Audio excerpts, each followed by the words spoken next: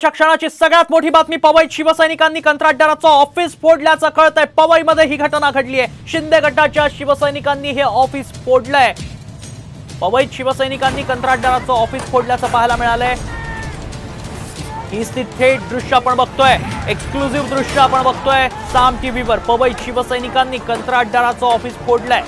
शिंदे गटाच्या शिवसैनिकांनी हे ऑफिस फोडलंय।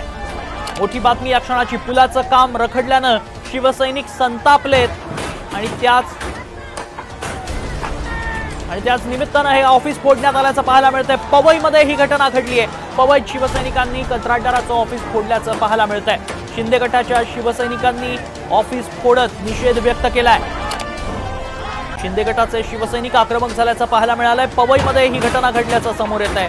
पवईत शिवसैनिकांनी मोठं आंदोलन करत हे ऑफिस फोडलंय। कंत्राटदाराचं हे ऑफिस होतं। ही एक्सक्लुझिव्ह दृश्य आता आपण बघतोय साम टीव्हीवर। शिवसेना शिंदे गटाच्या कार्यकर्त्यांकडून हे ऑफिस फोडण्यात आलंय। पुलाचं काम रखडतंय, सातत्यानं हे काम रखडतंय आणि त्याचा निषेध करत हे ऑफिस फोडण्यात आलंय। कंत्राटदारानं काम अर्धवट केल्याचंही पाहायला मिळालंय आणि याचाच निषेध म्हणून हे ऑफिस फोडण्यात आलं। अधिक माहिती जाणून घेणार आहोत। आमचे प्रतिनिधी मयूर राणे सध्या आपल्या संपर्कात आहेत। मयूर, काय अधिक तपशील?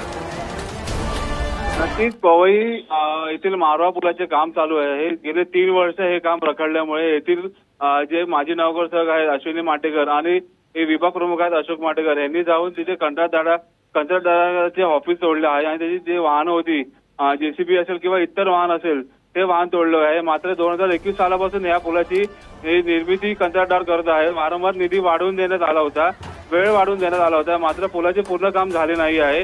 त्यामुळे आता पावसाळा जवळ येतात जे अशोक माटेकर असतील यांनी जाब विचारला असता तिकडून काही उत्तर आले नाही। त्यानंतर हे जे आहे ऑफिस असेल किंवा वाहन असेल ते तोडफोड करण्यात आलेली आहे।